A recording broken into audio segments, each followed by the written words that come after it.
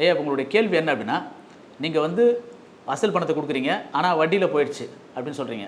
ஒருத்தர் வந்து ஒரு கடன் கொடுக்குறாருன்னு வச்சுப்போமே, கடன் கொடுத்தவருக்கு என்ன ஒரு உரிமையை வந்து இந்த இந்திய ஒப்பந்த சட்டம் கொடுக்குது அப்படின்னா, அந்த கடன் கொடுத்தவர் கடனை திருப்பி பெறும்போது கடன் வாங்கிய நபர் அந்த 2-3 தடவை கடனை இவர் கொடுத்துருக்கும் போது எந்த பணம் என்பது சரியாக குறிப்பிட்டு சொல்லாத பட்சத்தில் கடனை கொடுத்த நபர் அந்த பணத்தை எதில் வேணாலும் சேர்க்கலாம் அப்படின்றது வந்து அவருக்கு வந்து இந்திய ஒப்பந்த சட்டம் பிரிவு 59 வந்து அதை கொடுத்துருக்குறாங்க.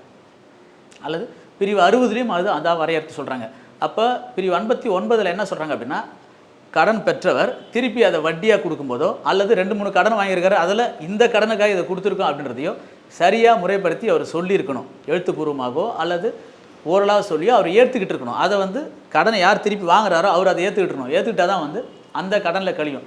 அப்படி இல்லாத பட்சத்தில் இவர் வந்து அந்த பணத்தை வாங்குறாரு, இதை வட்டின்னு நினச்சின்னு கொடுக்குறாரு. அவர் அதாவது இவர் வந்து அசல் அப்படின்னு நினச்சி கடன் பெற்றவர் திருப்பி கொடுக்குறாரு. அந்த முதல்ல வாங்கினவர் வந்து வட்டின்னு நினச்சி கழிச்சிடாரு. கடைசி வரைக்கும் கழிக்கிறதுக்கான உரிமையை வந்து அவருக்கு வந்து அந்த சட்டப்பிரிவு கொடுத்துக்கப்படுது. பிரிவு 59லையும் 60லையும் வந்து அதை வந்து வரையறுத்து சொல்கிறாங்க. இப்போ அதனால தான் பார்த்தீங்கன்னா, நம்ம பொதுவாக பேங்க்கில் கடன் வாங்கியிருப்பாங்க, நிறைய பேர் லோன் கட்டிட்டு இருப்பாங்க. கடைசி வரைக்கும் கட்டும்போது முதல்ல வந்து வட்டியாகவே கழிச்சிட்டு இருப்பாங்க. அந்த போட்ட ஒப்பந்தத்தின்படி பாதி கட்டி முடித்த பிறகு இவ்வளோ நாள் கட்டுனதெல்லாம் வட்டிங்க, இதுக்கப்புறம் நீங்கள் கட்டுறது தான் முதல், நீங்கள் அதான் வந்து அசலில் வரும் அப்படின்ற மாதிரி சொல்லுவாங்க. அந்த பணத்தை கட்டுறவங்களுக்கு இஎம்ஐ கட்டுறவங்களுக்கு வந்து இடி விழுந்த மாதிரி இருக்கும். கடைசியாக செட்டில்மெண்ட் பண்ணலாம் அப்படின்னு சொல்லி போகும்போது இப்போ இதுதான் வந்து ஒப்பந்த சட்டம் வந்து கடன் வாங்கியவர்களுக்கு வந்து இந்த ஒரு விஷயத்தை சாதகமாக கொடுத்துருக்கு.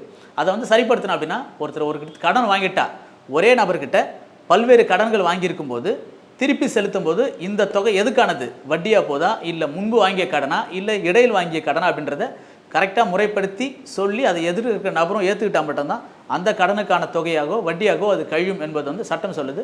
இந்த மாதிரி இல்லாதனால நிறைய பேருக்கு வந்து அந்த கடன் கொடுங்கல் நிறைய பிரச்சனை வரும். ஏன்னா முதல் நபர் வந்து அதை வட்டியாக கழிச்சிருப்பார், கடன் கொடுத்தவர். கடன் திருப்பி கொடுத்தவர் வந்து அதை வந்து அசல் நினச்சி கொடுத்துருப்பாரு. 2 பேருக்குள்ள வந்து நிறைய வந்து முரண்பாடு வரும், நிறைய சட்ட சிக்கல்கள்லாம் வந்திருக்குது. இந்த மாதிரி வழக்குகளும் நிறைய வந்து நீதிமன்றத்துக்கு வந்திருக்குது.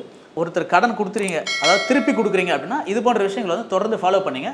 நிச்சயமாக இந்த தகவல் வந்து உங்களுக்கு பயன்படும் நம்புகிறேன். மீண்டும் ஒரு நல்ல காணொளியில் உங்களை சந்திக்கிறேன். நான் வழக்கறிஞர் வி. ஜெகதீசன்.